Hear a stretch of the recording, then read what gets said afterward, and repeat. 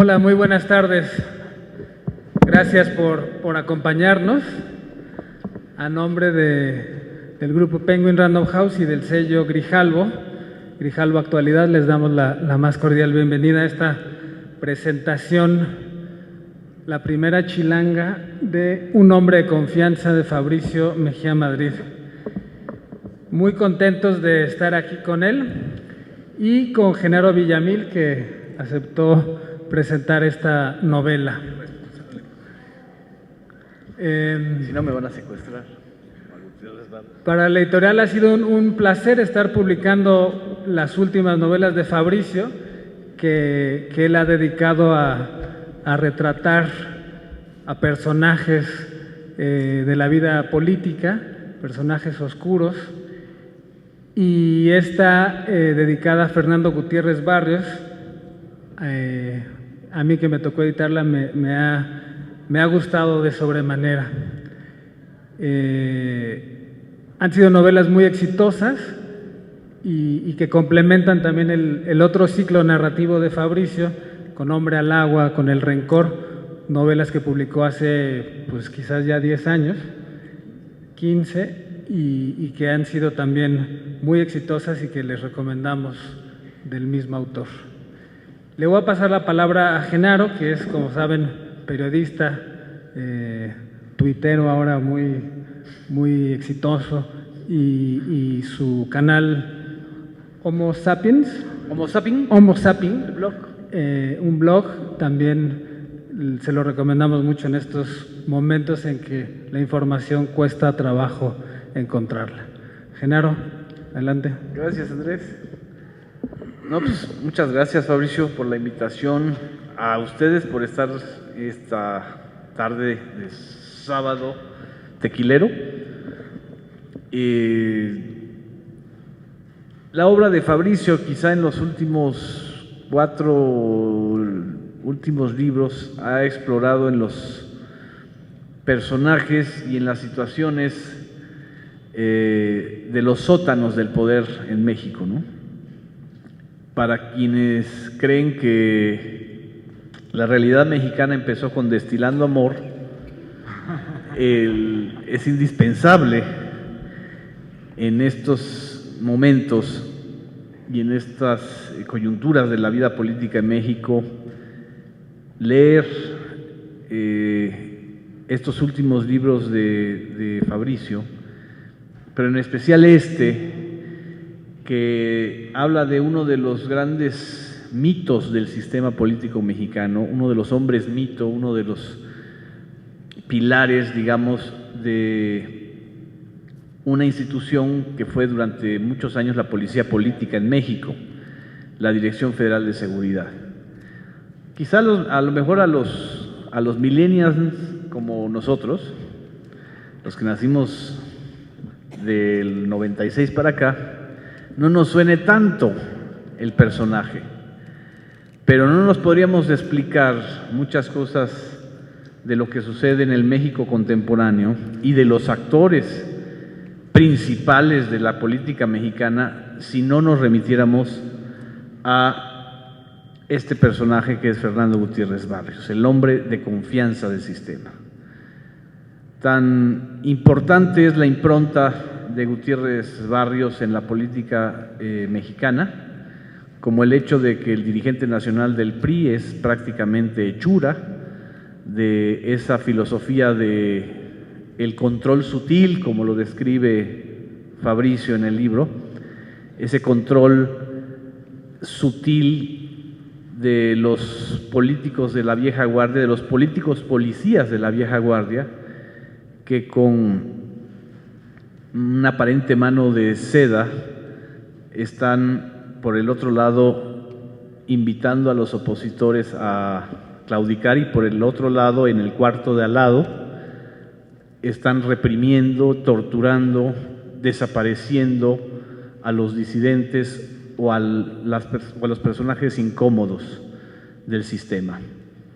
Esa escuela de el garrote con mano de seda viene precisamente de Fernando Gutiérrez Barrios. También y tampoco nos podríamos explicar el propio crimen organizado en México y el ascenso del narcopoder si no nos remitiéramos a la Dirección Federal de Seguridad y al propio creador de la Dirección Federal de Seguridad, que es Fernando Gutiérrez Barrios. De hecho, el cártel del narcotráfico más importante actualmente en México, que es el Cártel del Pacífico, fue fundado por un ex integrante de la Dirección Federal de Seguridad, y hay una parte del libro en donde Fabricio recrea el encuentro y las conexiones entre Miguel Ángel Félix Gallardo y Gutiérrez Barrios. Tampoco la historia de los crímenes políticos que se han ido sucediendo en el país y, por supuesto, la historia de las continuas represiones a los movimientos guerrilleros, en especial de aquellos que provienen de los años 70, se podría explicar en México sin Fernando Gutiérrez Barrios.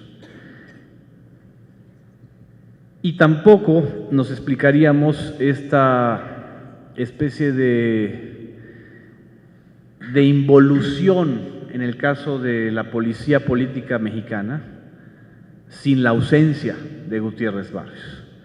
Para bien o para mal, este personaje que dominó, como lo hizo en Estados Unidos, Edgar H. Hoover.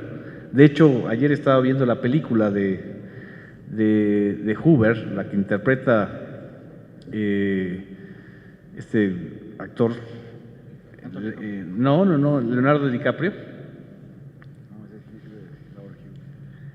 No, es la última, las más recientes, de la más reciente película de Leonardo DiCaprio, que es J. Hoover. Quizá es una de sus mejores interpretaciones, mucho mejor que la de El Renacido desde mi punto de vista.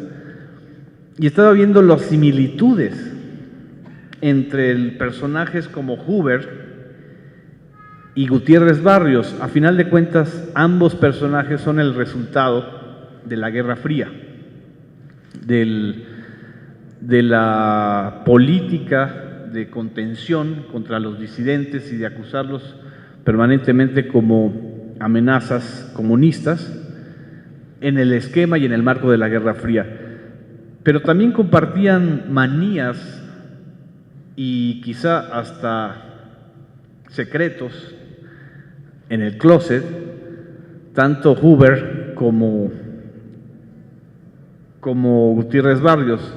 Fabricio en esta narrativa novelada o en esta integración que no mezcla entre periodismo y literatura, lo sugiere de manera elegante como es Fabricio, pero también queda descrito que esta compulsión por el orden, este asunto de la obsesión por la elegancia, por el tener la raya del pantalón siempre bien planchada, por guardar las formas, el peinado de Gutiérrez Barrios, ese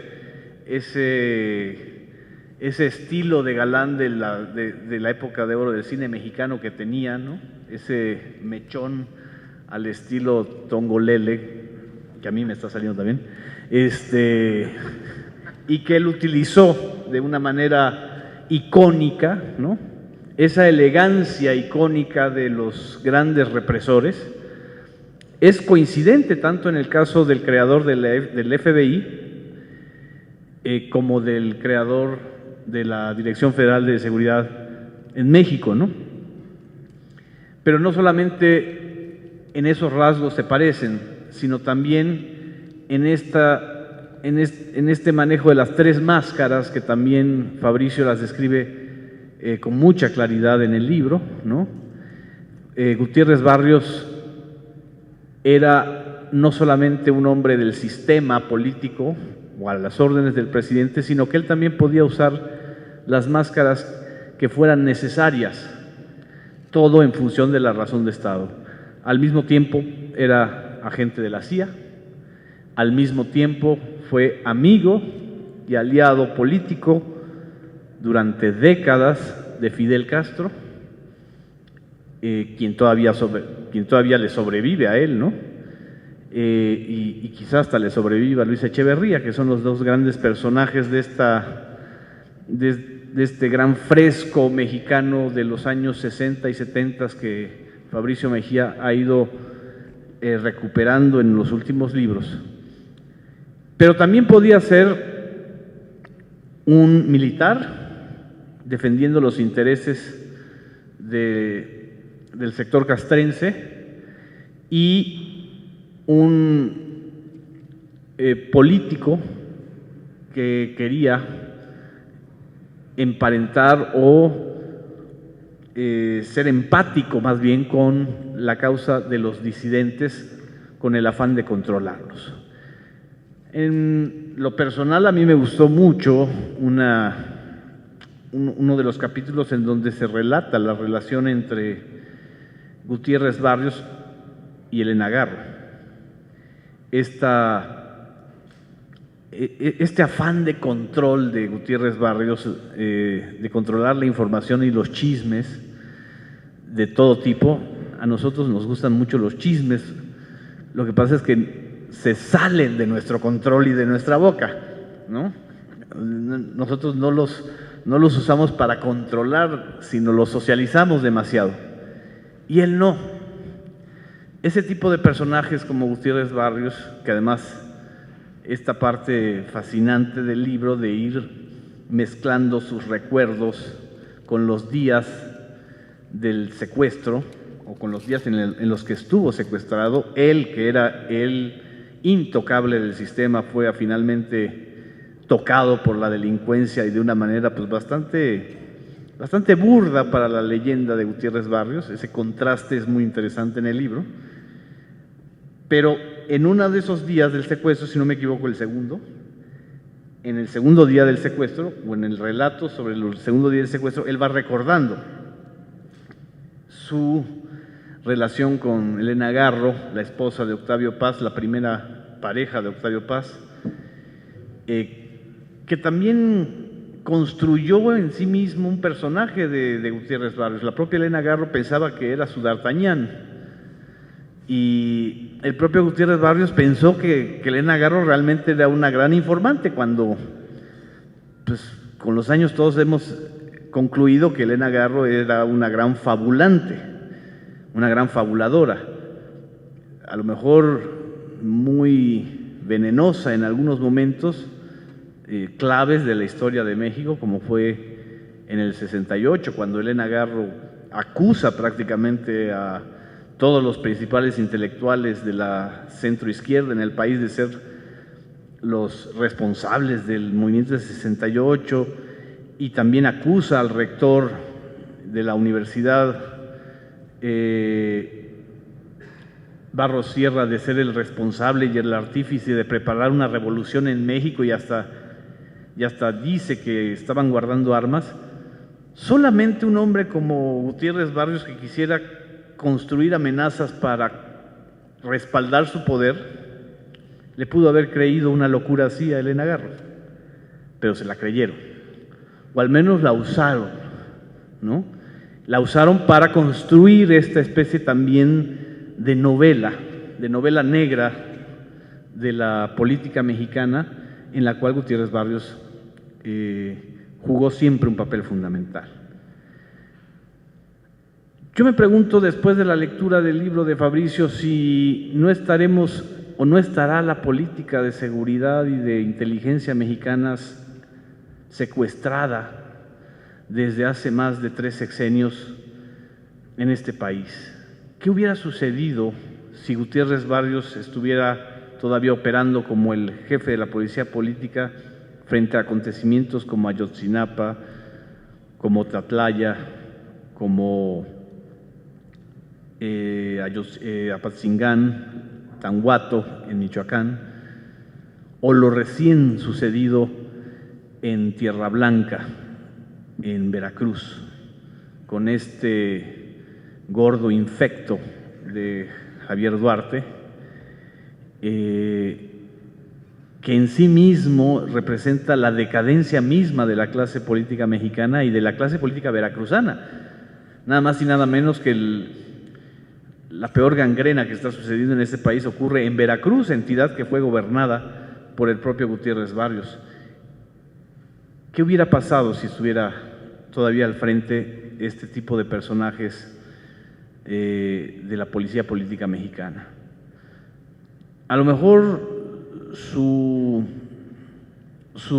periodo culminó mucho antes de su muerte, pero a lo mejor también con la muerte de Gutiérrez Barrios en el 2006, también se terminó un sistema político que no se ha dado cuenta que ya murió y que está viviendo unos estertores, que los imitadores o los malos imitadores de Gutiérrez Barrios en estos momentos son, a final de cuentas, pillos de quinta, que difícilmente lograrán trascender en la historia de los anales de la infamia.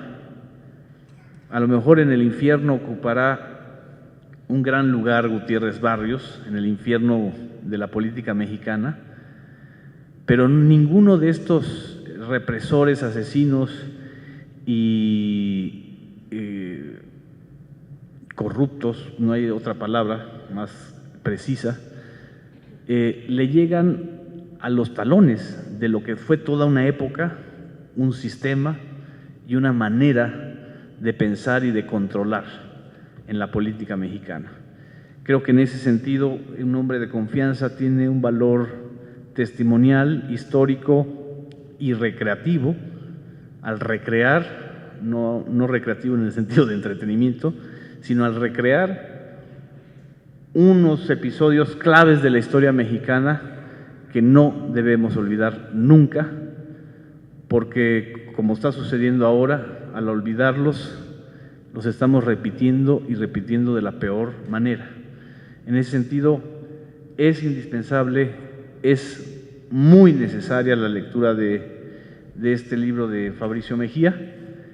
Quizá mi única crítica es justamente, a lo mejor faltó esta parte de embonar cuando él fue secretario de Gobernación con Salinas y el periodo de él como gobernador de Veracruz, ¿no? Pero ahí están las piezas suficientes de un retrato que todavía, y evidentemente el libro no pretende ser un retrato definitivo, sino más bien una metáfora y al mismo tiempo una gran disección de los delirios y de las vulnerabilidades de los poderosos en este país. Pues muchas gracias.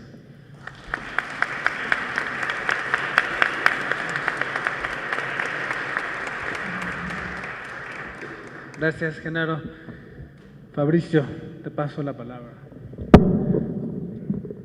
Buenas noches. Gracias por venir. Gracias a Genaro Villamil, gracias a Andrés Ramírez, gracias a Random House por esta presentación.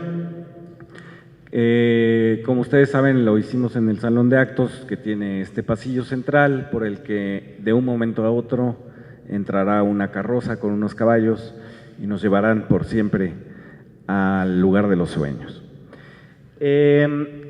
¿Por qué escribir una novela sobre Gutiérrez Barrios, sobre la guerra sucia en México, llena, digamos, como decía Villamil, de toda la trama de la traición, de las falsas lealtades que tiene el sistema político mexicano?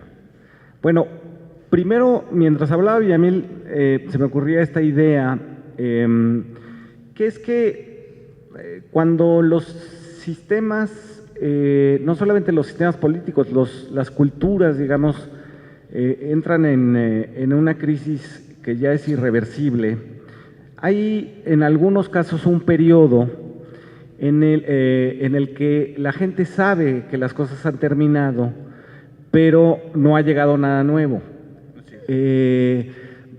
Ustedes recordarán el fin del imperio austrohúngaro en Europa antes de la Primera Guerra Mundial. De hecho, la Primera Guerra Mundial es la que termina finalmente con ese imperio, Bueno, habían pasado 2 décadas en las cuales la gente percibía que el imperio no existía, que el rey pues era un títere, y que ellos mismos se veían un poco evanescentes, un poco fantasmagóricos en su trato cotidiano con la ciudad de Viena, o en un paseo por el parque, o incluso en la contemplación, digamos, de una puesta de sol.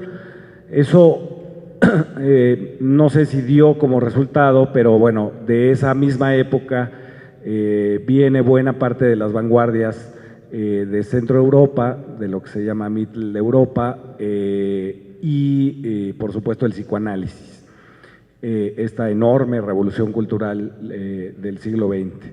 Y entonces estos, por ejemplo, los súbditos del Imperio Austrohúngaro, pues se sentían un poco como nosotros ahora. Es decir, sabemos que el sistema político mexicano y que la cultura priista, que es una cultura completa, digamos, es una manera de comportarse, es una manera de estar frente a los otros, es una manera de responder frente al poder, pero también de responder frente a la propia obediencia. Esta cultura, digamos, está teniendo sus, decía Villamil, sus estertores. No, yo creo que ya desapareció y nos dejó a nosotros como habitantes de un mundo fantasmagórico, un poco en el vacío, donde lo último que estamos esperando es el desenlace. Como en la telenovela que mencionaba Villamil, Destilando Amor, pues uno sabe en qué va a terminar desde el primer capítulo. Bueno, las telenovelas uno sabe en qué van a terminar desde los créditos, ¿no? Iniciales, ¿no?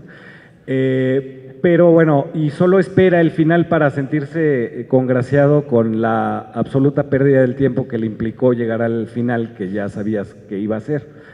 Y yo creo que estamos viviendo una telenovela en más de un sentido. Es decir, Villamil mismo ha documentado extensamente el asunto telenovelesco de la alianza entre el Grupo Atlacomulco y Televisa para formar este rey del Imperio Austrohúngaro o atlacomulquense, que es Enrique Peña Nieto, su esposa, la actriz de telenovela, cuya más destacada actuación fue en Alcanzar a una estrella 2, exagero lo 2, o sea, si tu mejor interpretación actoral fue en algo que es 2, pues ya creo que estás en problemas. Y digamos, cada vez que el poder en forma de presidente baja a la sociedad, pues baja en una especie de vapor de telenovela, en una especie de tul transparente de telenovela de televisora mexicana. Y entonces esa sensación de estar viviendo un poder absolutamente telenovelesco, también la sentimos nosotros como ciudadanos obedientes. También el nivel de nuestra obediencia se ha ido acoplando a esta telenovela y entonces, por lo tanto, como si fuéramos espectadores, seguimos esperando el final de esa telenovela, ¿no? Que es un final feliz, es decir, nadie va a la cárcel por la Casa Blanca, él obtiene finalmente el reconocimiento de la Universidad de Stanford de que ha leído más de 3 libros en su vida y finalmente sus hijas van a ser líderes de los maestros, senadoras, y cuando les recuerden que nos habían llamado a todos los demás prole, dirán ya prole con sus quejas. Y eso será, digamos, lo que pasará. Ese es el México que estamos viviendo. Es un México fantasmagórico, por si hiciera falta, en el país de Pedro Páramo, Es un país donde nuestra presencia física parece evanescente, parece desaparecer a cada minuto, y no sabemos exactamente cuándo ni cómo va a terminar esta telenovela que hemos llamado Nación Mexicana. En ese contexto, pues hay un pequeño, ustedes saben que en las telenovelas de repente hay un capítulo que de repente no tiene nada que ver. A veces es porque los guionistas no saben lo que están haciendo, pero en otras, en las series, digamos, bien preparadas, de pronto hay un capítulo que es como plantarse y poder reflexionar sobre qué ha pasado y qué podría pasar en la historia que se está narrando. Bueno, yo veo un poco estos libros, el de Díaz Ordaz, el de Televisa, El Rencor, que es sobre el PRI, y este de Gutiérrez Barrios, un poco como estos capítulos raros de las telenovelas donde uno se sienta a tratar de pensar en qué país vive o en qué país uno medio flota, medio come y medio imagina. Y creo que era, digamos, pertinente hablar sobre la Guerra Sucia. Estaban muy recientes los acontecimientos, y todavía lo están, en el País de los Fantasmas, de Ayotzinapa y de los 43 desaparecidos de la normal rural. Y a mí me parecía que si, digamos, narrábamos la historia de la Guerra Fría, estábamos narrando de alguna forma los mismos acontecimientos que habían sucedido apenas unos meses en Guerrero. Y que si narrábamos cuál era el método de la locura del poder en México, que baja en forma de absoluta demencia sexenal, con una población que recibe esos planes sexenales a regañadientes y a veces, afortunadamente, con resistencia. Si mirábamos estas represiones en San Quintín, en la Sierra Norte de Puebla, en Cuetzalan, en Oaxaca con los maestros, en Guerrero con lo de Ayotzinapa, en Chiapas, en Oventic, con las muertas en el Estado de México y en Ciudad Juárez, los muertos, las periodistas muertas en Veracruz. Si mirábamos este contexto, sin contexto, podría parecer que eran una serie de cosas aisladas, ¿no? Que dependerían de si Duarte en Veracruz se levantó, se pesó en la báscula y pesaba más, entonces se enojó y entonces pasó a matar a Regina Hernández, la periodista, sino que si lo veíamos como un contexto, pues era algo del México fantasmagórico, es decir, del México que por no enfrentar su propia historia, lo que ha hecho y lo que es realmente, no el ballet de Amalia Hernández, ni el Mariachi 2000 de Cusberto López, sino lo que realmente somos. Sin enfrentar eso, estábamos condenados a una historia fantasmagórica de repetir y repetir lo mismo. Y lo mismo que había hecho Fernando Gutiérrez Barrios en la fundación de la Dirección Federal de Seguridad, a finales de los 60s, y lo que habían hecho ellos en los 70s y después en los 80s con Echeverría y con López Portillo, había sido lo mismo que se había hecho a nivel local con Ayotzinapa. Había sido cazar a población civil desarmada y ejecutarlos para que sirviera de ejemplo. En México nunca se persigue el delito. En realidad, cuando uno ve estos casos de matanzas y de ejecuciones, lo que sucede es que el poder tira los dados y al azar, digamos, y reprime al azar, porque está convencido en el fondo, como lo estuvo la Inquisición, de que todos somos culpables y que el que resulte víctima del poder, pues como ya es culpable de antemano, pues no importa, no hay responsabilidad del Estado. La Dirección Federal de Seguridad nunca fue un organismo constitucional, hasta la fecha nadie sabe a quién respondía, si a la Secretaría de Gobernación, de Mario Moya Palencia, o al presidente Echeverría, o al propio Gutiérrez Barrios, que ya hacía lo que se le antojaba al cargo de esta dirección, y de igual manera las responsabilidades de los que han sido encontrado culpables tanto del 2 de octubre del 68 como del 10 de junio del 71, de toda la guerra sucia y después de los aproximadamente 120,000 muertos de la guerra de Calderón y los 50, 60,000 que van en lo que va del sexenio de ustedes saben quién, La gaviota. el Gavioto, se diluyen, digamos, las responsabilidades por un asunto de la cultura priista que tenemos en México. Cada vez que pasa algo, la opinión pública, una parte de la opinión pública tiende a pensar, si hay un muerto es que en algo andaba metido. Esa cultura de responsabilizar a las víctimas es una cultura sobre la que se basó la Guerra Sucia.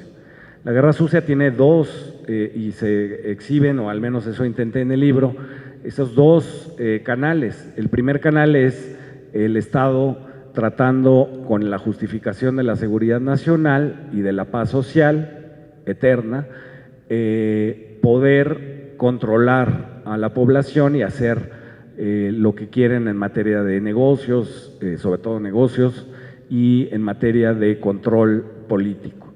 Pero por el otro lado estamos todos nosotros, o bueno, yo no, porque no había nacido en esa época. Villamil dice que él nació en 96. Pero la otra parte, la parte de la población, la parte de la obediencia, es decir, yo no me meto, si yo no me meto no me sucede nada. Y a quien le haya sucedido algo, una desaparición, un secuestro, una ejecución, es porque en algo andaba metido. En los 70s era, pues ha de haber leído a Ríos, o escucha a Óscar Chávez, o es simpatizante de la Revolución Cubana, o pues, lee libros de marxismo. En los 2000s, pues fue, el calderonato fue, pues andan metidos en el narco, ¿no? A tal grado, digamos, que cuando asesinan a los chicos del TEC, que eran estudiantes de excelencia, de muy alto rendimiento, y que los soldados les ponen las pistolas ahí junto de mala manera para que parezca todo eso un ajuste de cuentas, el propio Felipe Calderón dice que, pues bueno, ni modo, esos muchachos estaban metidos en el narcotráfico. Pues no, señor, no estaban metidos, como el 85% de la gente que murió durante el calderonismo en supuestos enfrentamientos con el crimen organizado. Y les voy a decir otra cosa, aunque estuvieran metidos en el narcotráfico, se les detiene y se les procesa en un tribunal como este. No se les ejecuta, nadie merece morir extrajudicialmente, eso se llama ejecución, eso se llama asesinato. Bueno, y entonces esta novela cuenta, digamos, cuáles son estos mecanismos dentro de esta cultura priista, donde se puede cometer un crimen sin cometer un homicidio. Hay justificaciones como la paz social o que toda la gente llegue muy bien a su casa en las noches y cene lo que le alcance para cenar y luego prenda la tele y vea López Dóriga, ¿no? Aunque creo que Villamil tiene la primicia, creo que ya no vamos a ver a López Dóriga, ¿verdad? No, ya lo van a dejar. ¿Sí lo van a dejar? Sí, pues ya. De todas maneras, si se van a morir con López Dóriga en la pantalla. Exacto. López Dóriga, igual que Luis Echeverría, no sabe que él mismo ya está muerto, pero es un zombie. Es un zombie. Es un zombie. Es el único locutor de la televisión que tiene cambios genéticos en tiempo real mientras lee las noticias. se atrevió a decir, a describir durante la narración de la llegada del Papa Francisco, López Dóriga en vivo dijo: sí, sí, Valentina, sí, él ha saludado a gente que incluso es como el hombre elefante.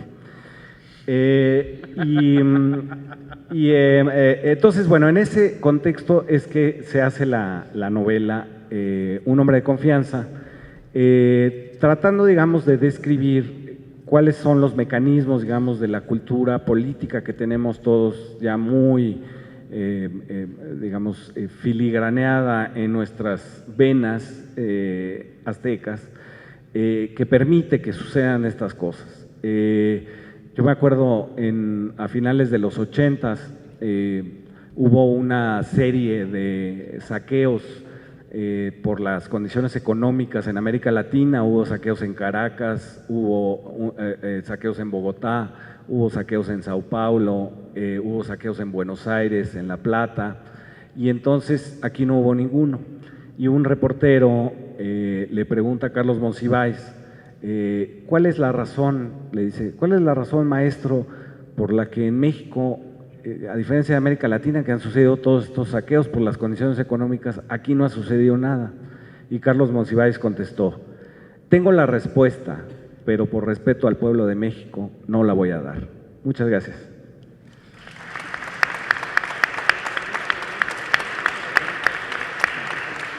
¿Preguntas si hay? ¿No? Sí, nos dan. Si tenemos un poco de tiempo, si alguien de nuestro querido público quiere hacer una intervención, adelante. Allá va.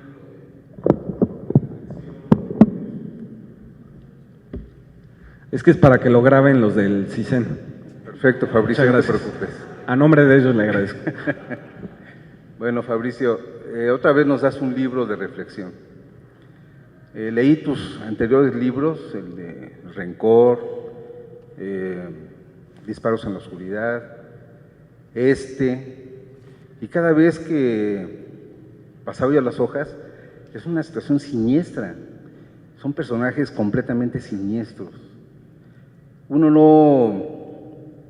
la verdad, no imagina las entretelas que hay en este tipo de sistema, ¿no? Estaba recordando lo que decía Genaro, ¿no? De esa parte donde está reflexionando Gutiérrez Barrios. ¿Qué pasó, no? ¿Quién lo secuestró? ¿Por qué? Y está ahí como otras víctimas que ellos hicieron y que desaparecieron, está esperando que algo le pase. Y está como una verdadera rata acorralada.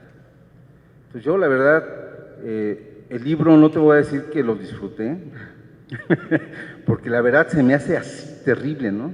Pero sí tenía que leerlo. Ahora, otra de las cosas que me ha gustado mucho, tú naciste en 1968, en alguna ocasión te lo dije, ¿sí? Aquí nos acompaña Ahmed Vallejo, hijo de Demetrio, ¿te acuerdas? Nos encontramos aquí en el Chico. Tú naciste tarde para este tipo de cosas. Te interesan mucho y gracias porque nos dejas en los libros, nos dejas en tu trabajo, partes que no conocíamos. Te documentas mucho, que es otra de las cosas. Y no obstante que sea un libro, una novela, una historia novelada, pues habla de toda la verdad que estamos pasando en este país. Es la verdad patético. Yo también creo que la cuestión del sistema sí está, no creo que haya desaparecido completamente. Yo también estoy de acuerdo con Genaro que sí está dando esos estertores de muerte y claro, ¿no? Cuando un personaje siniestro como han sido todos estos, están a punto de morir, pues se agarran de donde pueden, ¿no? Y hacen lo que pueden por salvarse, no sé, ¿no? La verdad no me imagino qué pueda pasar por una mente tan descabellada como la de estas gentes. Son asesinos, en la parte esa que supuestamente, bueno, estaban torturando al hijo de Rosario y él la estaba atendiendo en la otra habitación. la estaba saludando con una amabilidad, era una dama, ¿no? Tratando a la gente. Y la señora ahí esperando que la atendieran, que la atendiera el procurador, que la atendiera el presidente, y su hijo en el otro cuarto lo estaban matando. Eso es terrible, y tú sabes lo que ocasionó eso en el periódico, ¿no? Cómo respondió Rosario, ¿no? Yo creo que el libro tenemos que leerlo, es una obligación leerlo, de verdad no es comercial, pero sí tenemos que leer el libro, y yo a la gente que no lo haya leído, que está presente aquí, la invito a reflexionar en verdad, porque ya no sé cuántas diablos vamos a soportar esto, ¿no? Gracias, Fabricio, por tu trabajo. Gracias a ti.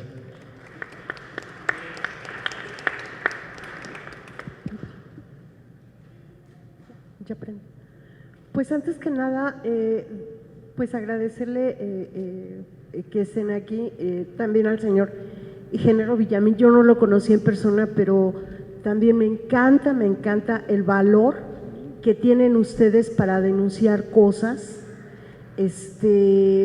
no sé, o sea, sobre todo en la época que estamos viviendo, en este contexto histórico, verdaderamente gente como ustedes, pues un respeto como periodistas y como seres humanos. Pienso que ustedes son ese tipo de personas que hace volver a tener la esperanza y la fe en la gente, ¿sí? Y no estar, hundidos en esta pues inopia y todo pues bagaje de corrupción, de impunidad y todo.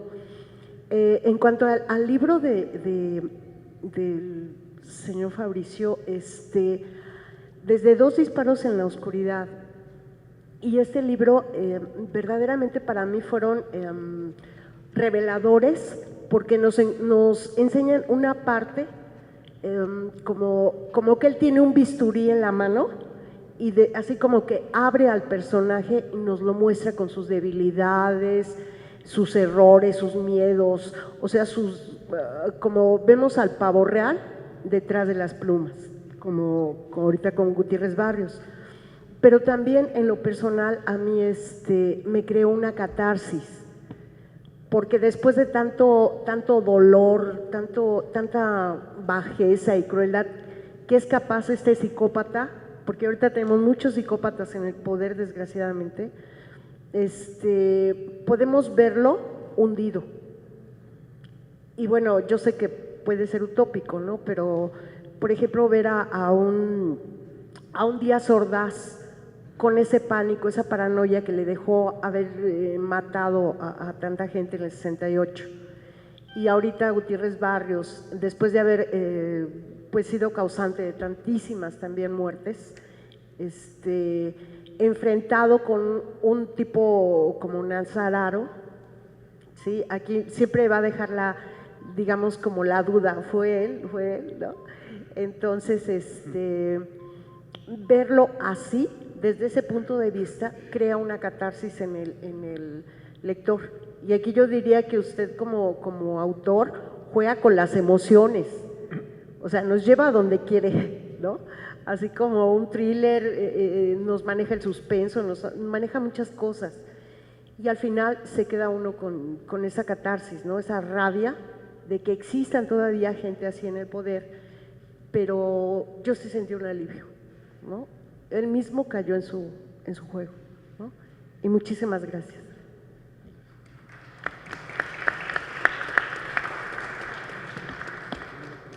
Hola, buenas noches. A mí me gustaría saber la opinión, tanto tuya, Fabricio, como la de Genaro, de dos cosas, ¿no? O sea, aquí mismo se ha comentado, tenemos un país que está en una profunda depresión a través de la corrupción, la impunidad, ya todos los casos que conocemos y que nos vuelven a pasar como sociedad una y otra vez. Lo que me gustaría saber es por qué consideran ustedes que esto nos pasa a nosotros como sociedad y como nación. Y la otra pregunta es, solamente como una recomendación, o ¿cómo han pensado ustedes que se podría llevar a cabo este cambio para lograr que esto se revirtiera de alguna manera? ¿qué necesitaríamos nosotros como sociedad y como entes individuales para lograr un cambio de nación y transformar todo ese poder político que ahora nos oprime y no nos deja respirar? Gracias.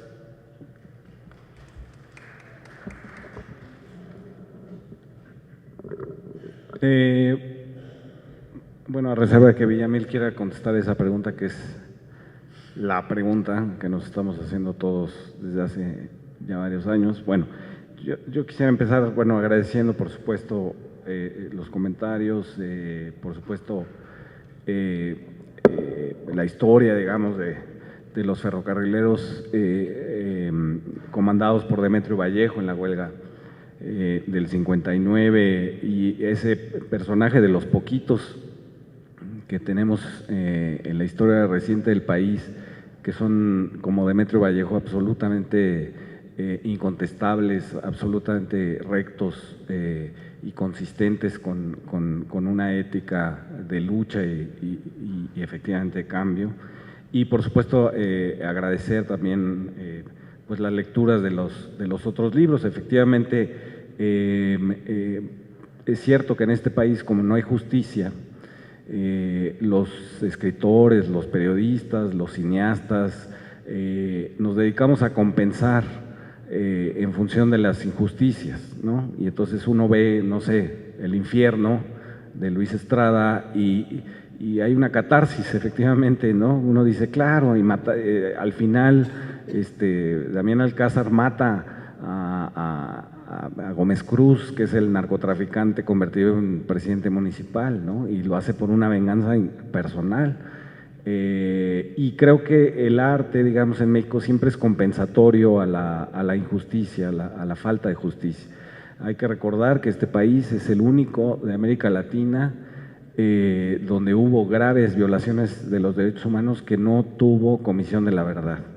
Lo tuvo Perú, la tuvo por supuesto Argentina, en alguna medida la tuvo Chile, la tuvo Guatemala, y nosotros no acabó de unos empujones a las afueras de la casa de San Jerónimo de Luis Echeverría, que me contaban hoy a la hora de la comida que Luis Echeverría ya parece que habla por teléfono al azar para invitarte a tu casa a ver películas con él. Yo espero que a mí me invite a ver una película y que sea la que el hijo de Demetrio Bilbatúa filmó de los hechos del 2 de octubre, que no se sabe si están, y vean nada más qué país tenemos, no se sabe si esos archivos están, no se sabe si existen para empezar, pero si existieran estarían en cualquiera de 3 lugares: en la Secretaría de Gobernación, en algún lugar, en Televisa o en la casa de Luis Echeverría. Esas podrían ser 3 novelas de alguien que escribiera cosas. Y por último, bueno, pues esta pregunta de qué hacer y cómo, ¿no? Yo no tengo, por supuesto, una respuesta. Lo único que puedo compartir con ustedes es una reflexión sobre hacia dónde, ¿no?, más o menos podríamos ir. Yo creo que uno de los problemas de la crisis cultural en el mundo, de la nueva crisis cultural, la crisis global, tiene que ver con la exacerbación del individualismo.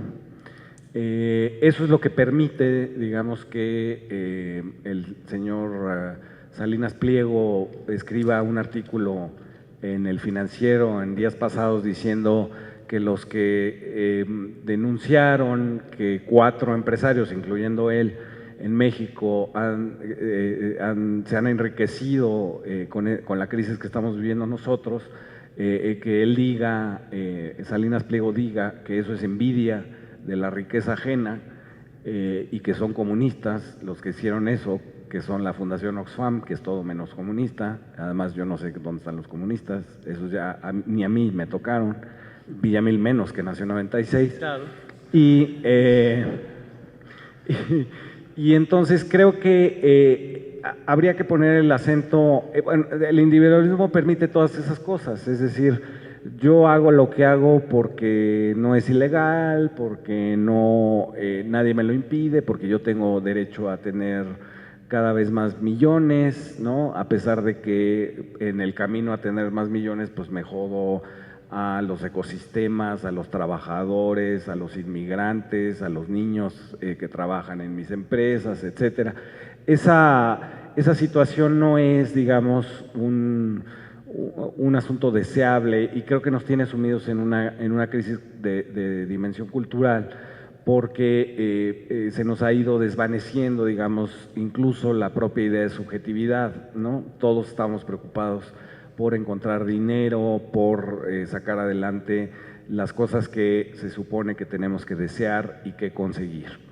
Y creo que el discurso tanto de Mujica en Uruguay como de otros filósofos y pensadores, Naomi Klein, por ejemplo, que han puesto más el énfasis en la restauración de las comunidades, en el sentido comunitario.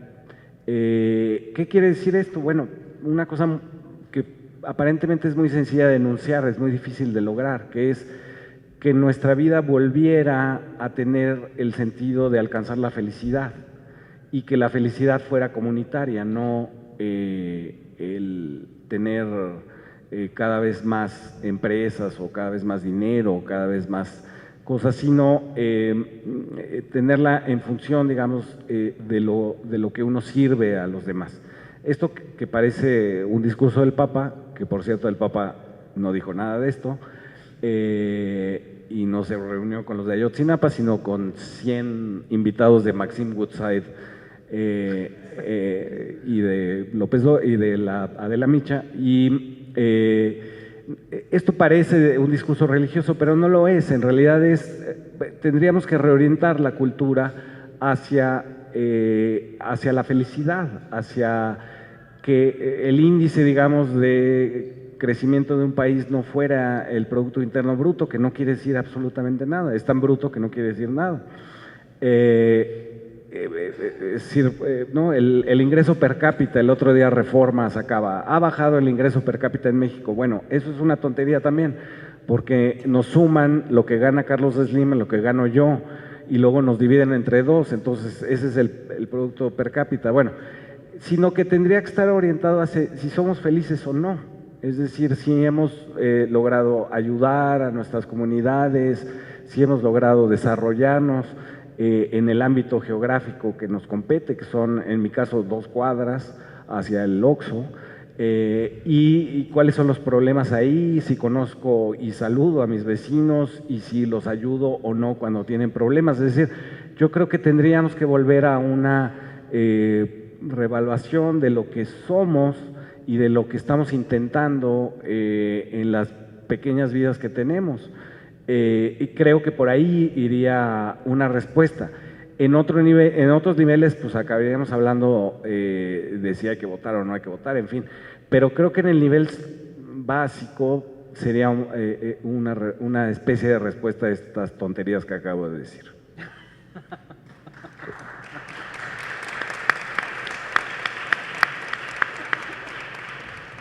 Nada más para... ¿Quiere de una vez hacer la pregunta? Sí, lo que ocurre es, me quedan varias cosas en mente. Una, pintas a Gutiérrez Barrios como el posible origen del inconsciente criminal que puede guiar a los torturadores mexicanos.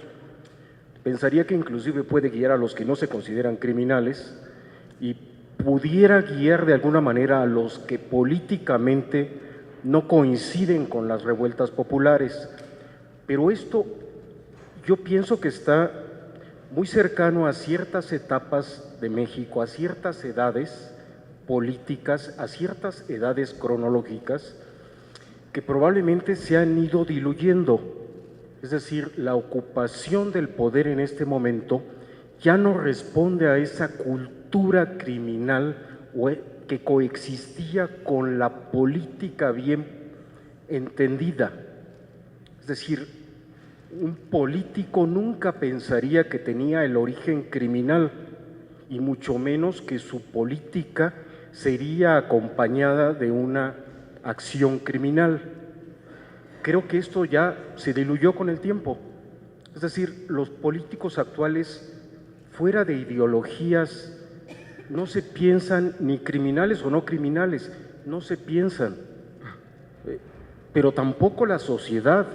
Es decir, esta política, esta estructura de poder que surge y es indispensable para explicar el México del 900, también está combinada con un ascenso ideológico, contestatario, de una porción muy importante, tanto de la población mexicana como internacional, en una dirección ideológica, de tal manera que los otros, la política oficial tiene que tener una estructura ideológica que pueda negociar en algún acuerdo o falta de acuerdo ideológicamente con ellos.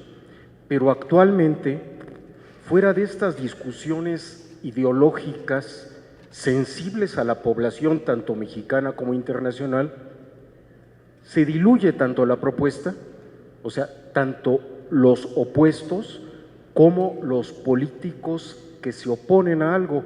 Es decir, pienso, y esto como hipótesis te lo pregunto, México tiene dos caminos: o asciende alguno de esos últimos que inexplicablemente fueron educados en la época de Gutiérrez Barrios hacia el respeto, pero con elegancia, como lo mencionas, es decir, el respeto sin cinismo, el respeto que no acepta ser criminal, el respeto que oculta dentro de las formas todo lo que pudiera ofender a la sociedad.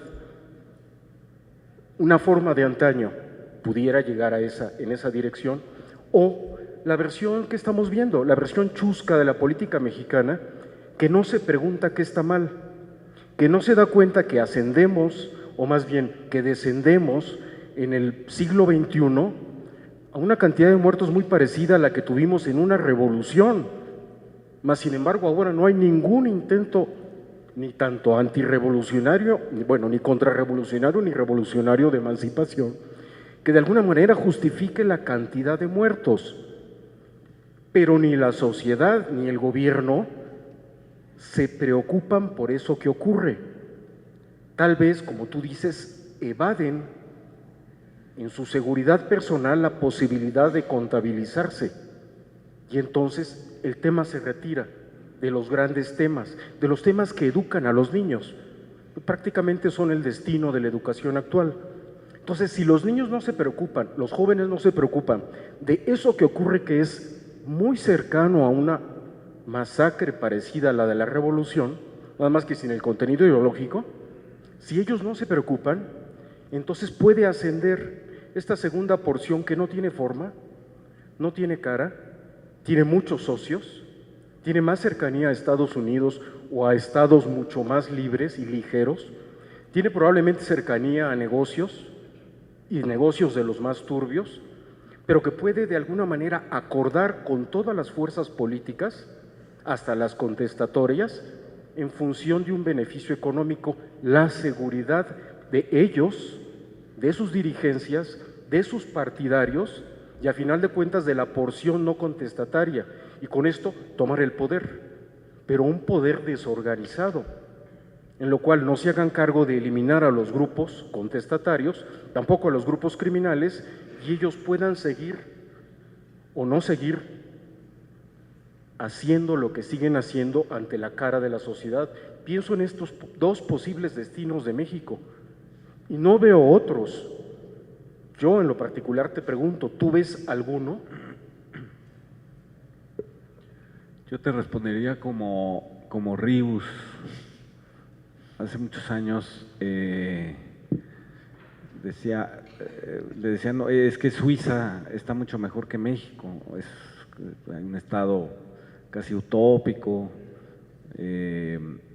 No era Suiza, era Suecia, perdón. Suecia, hay un estado casi utópico, hay democracia, etcétera.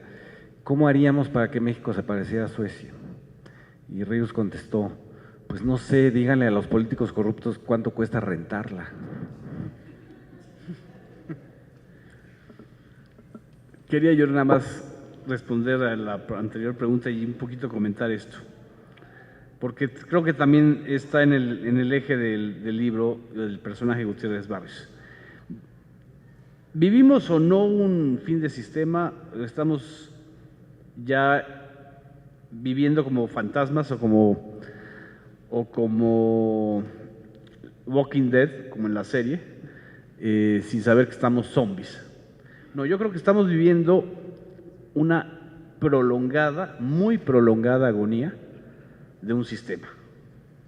Y lo que estamos viviendo es el resultado de una agonía que no acaba, como cuando alguien está en terapia intensiva y no lo desconectan, ¿no? ¿Cuándo fue, desde mi punto de vista, el toque final o el golpe final del sistema? Fue en el 2006. Es decir, hay incluso hasta históricamente podemos nosotros observar ciclos de 20 años en la historia mexicana. El 68, el 88, fueron dos momentos muy importantes de la agonía del sistema político mexicano. Pero todavía funcionaba ese sistema. En el 2006 ya ni siquiera funcionaba el aparato represor del sistema como aparato para consolidarlo, sino para debilitarlo. El fraude no fue solamente contra López Obrador y quienes votaron por él. El fraude fue contra la posibilidad misma de continuidad de un sistema a través del voto. Entonces, se clausuró, se canceló.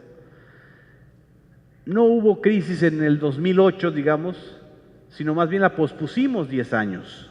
Entonces, lo que vamos a vivir en el 2018 es lo que en realidad se debió haber vivido en el 2006, si entramos a la lógica de los ciclos históricos. Pero si entramos también a la lógica de la naturaleza del sistema y el por qué, que era la pregunta del compañero, el por qué nos pasa esto como país y como sociedad, o sea, por qué a nosotros sí y a los guatemaltecos ya no, por ejemplo. Ayer estaba yo observando lo que sucedió ayer en Guatemala, que es increíble que lleven a los militares y jefes de la policía a juicio por los asesinatos de mujeres, por los feminicidios y los abusos sexuales contra mujeres en Guatemala.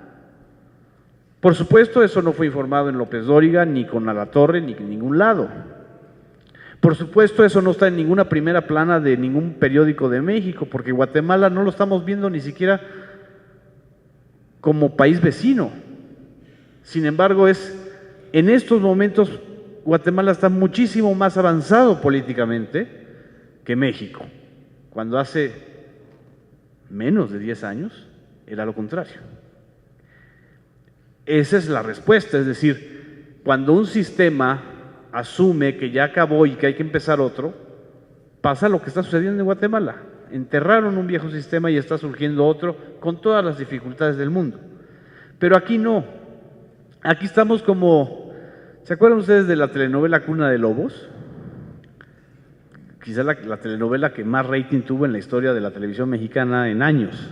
Quizá más que El Maleficio, pero ahí se van.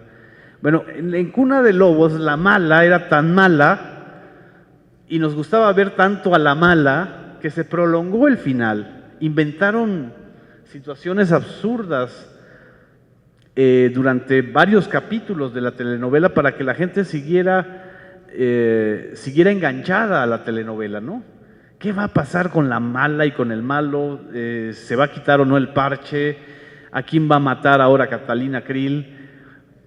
Estamos nosotros así como una sociedad de espectadores, viendo los malos capítulos que se han prolongado de la tragedia política de este país. ¿Por qué nos pasa esto a esta sociedad? En buena medida mi respuesta y la investigación que yo he hecho es porque tenemos una sociedad muy profundamente enajenada por Televisa. O sea, el factor diferencial, que a veces parece que estamos tan acostumbrados a eso que no lo vemos desde fuera. El factor diferencial de esto con otras sociedades y otros sistemas políticos que han caído es la enorme capacidad de enajenación que genera un sistema como el sistema Televisa. O sea, Televisa no es una empresa de comunicación, Televisa es parte del sistema político mexicano. Televisa surgió como surgieron Gutiérrez Barrios, como surgieron Fidel Velázquez, como surgió Carlos San González. Todos ellos ya muertos, que fueron hombres emblemas del sistema, surgieron en los mismos años y en las mismas fechas en que surgió y se consolidó el sistema presidencialismo PRI. Y se ha prolongado.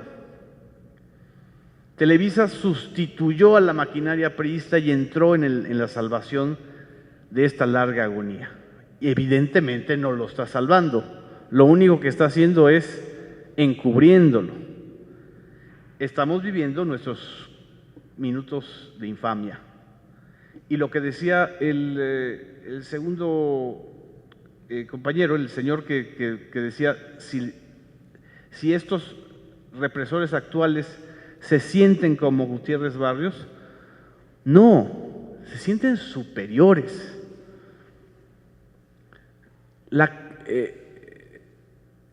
El sucesor de Fidel Velázquez se sintió superior a Fidel Velázquez, la Güera, Rodríguez Alcaine, y luego vino Gamboa Pascué y se sintió superior a Dios, ¿sí? El nivel de decadencia de un político cuando el sistema ya se agotó es infinitamente delirante. Por supuesto que los represores, los asesinos, los responsables de esta especie de guerra de eugenesia que estamos viviendo en México, es una guerra de desapariciones y de limpia social.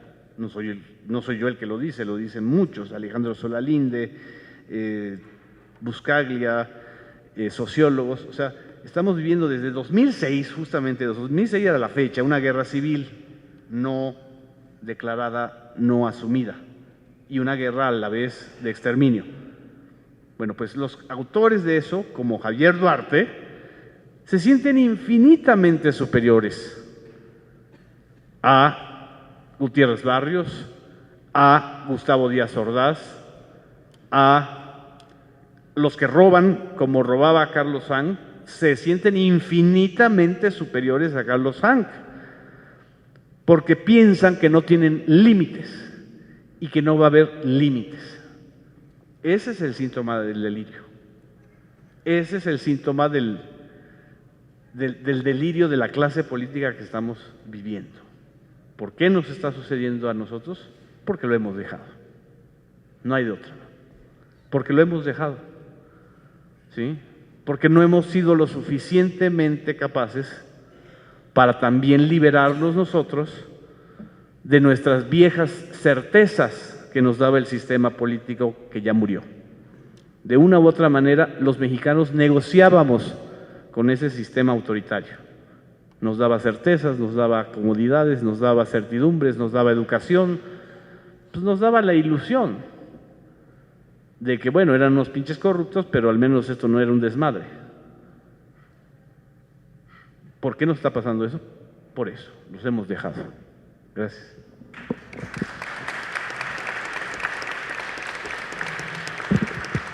Buenas tardes. Una última pregunta Sí. y terminamos. Sí, buenas tardes o noches, creo ya, a todos los presentes. Quisiera compartirles una cita que me gusta mucho, es de Eduardo Galeano. Él dice: somos lo que hacemos para cambiar lo que somos. De una u otra forma, todos los que estamos aquí presentes tenemos mucha incertidumbre. Yo creo que es una incertidumbre cotidiana que vivimos todos, ¿no? Allá afuera, en el barrio, con la gente que pasa en el metro, todos tenemos mucha incertidumbre, tenemos muchas cargas. Pero al final de cuentas todo responde a lo que hemos estado platicando, ¿no? Responde a un sistema como tal estructurado. Creo que la historia es fundamental porque nos puede ayudar a comprender cuáles fueron esos errores que cometimos en un pasado, ¿no? Y de qué manera podemos transformar toda esta mierda que existe, ¿no? Creo que de una u otra forma tenemos que voltear a ver a nuestro lado, voltear a ver a nuestros vecinos, voltear a ver a mi hermana, voltear a ver a mi papá, porque transformar el mundo también es transformarnos, transformar nuestras relaciones sociales. Y yo creo que ese sentido de otredad es algo que nos han dejado o algo que podemos ver en las comunidades indígenas, algo que se ha perdido. Aquí nosotros como citadinos, ¿qué es lo que nos interesa? ¿Qué es lo que nos importa al final de cuentas? Trabajar, ¿no? Tratar de sobrevivir. Porque eso nos han orillado, no es algo que nosotros hayamos decidido. Porque una necesidad es el resultado de un despojo. Y nosotros nos hemos acostumbrado a eso. Creo que no hay respuesta, no hay un mapa que nos diga hacia dónde ir. De lo que sí estoy bien claro es que el cambio o la transformación de lo que estamos viviendo jamás va a venir de un partido político o de un sector de la burguesía. Creo que eso es algo que se construye entre nosotros, como colectividad, como comunidad. Es algo que tenemos que construir y nosotros ir formulando ese mapa, porque se vienen situaciones complicadas para todos. No sé si para todos, estoy seguro que para la gente que tiene dinero, para la gente que vive cómodamente y que está en el poder, seguro que no. Pero a nosotros, los que estamos al día, se vienen cuestiones complicadas y creo que tenemos que determinar de qué manera vamos a afrontarlas. Si vamos a seguir aguantando toda la basura que nos está gobernando o vamos a hacer algo por cambiarlo. Y repito, eso no es algo que venga desde arriba, eso es algo que se construye desde abajo y que se construye con una conciencia clara, con convicción, con voluntad de cambio personal y con voluntad de afrontar todo este sistema y no quedarnos callados, ¿no? No quedarnos callados nunca. Gracias por el aporte informativo que hacen, por la labor periodística que hacen, porque yo creo que eso es fundamental también. Lamentablemente hay condiciones materiales también que nos limitan. No todos quizá podemos tener acceso a esos libros, hay trabajo, el tiempo es algo fundamental y es algo que lo tienen bien trabajado, ¿no? Y saben cuáles son nuestros tiempos. A veces no es porque nosotros queramos o seamos huevones o porque no queramos leer o porque seamos burros, ¿no? Sino que hay condiciones materiales también que determinan esa situación. Gracias por el aporte y pues es todo.